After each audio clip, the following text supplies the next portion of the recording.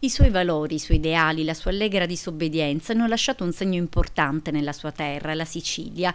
Nato a Cinisi in una famiglia di mafia, Peppino Impastato, il ribelle, non è solo un attivista, un giornalista, è un siciliano libero, prova disgusto per la mafia e per un sistema vigliacco che basa il suo potere sulla violenza, la sopraffazione e il compromesso.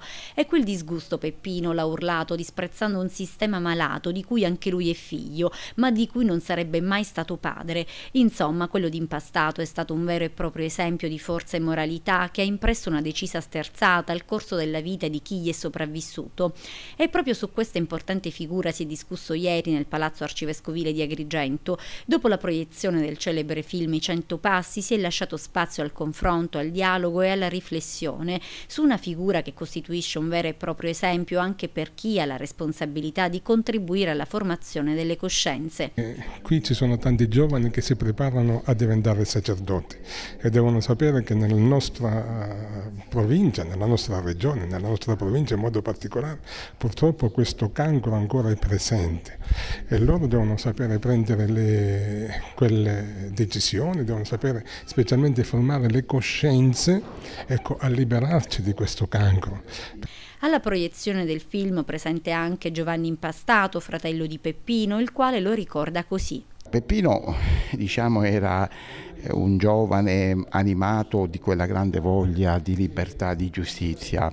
Io ho un ricordo particolare suo, un Peppino un po' scanzonato, non il Peppino dell'impegno, il Peppino intellettuale, il giornalista e militante antimafia, il Peppino che si divertiva con i bambini durante i carnevali. Lui organizzava anche, a proposito del carnevale, i carnevali alternativi. Il Peppino del circolo musica e cultura, che credeva molto nell'arte come veicolo di comunicazione. Ecco, questo è il ricordo più bello di Peppino. 100 erano i passi che simbolicamente separavano Peppino Impastato dalla casa di un boss locale. Oggi quanti passi separano la società civile dal malaffare, dalla mafia?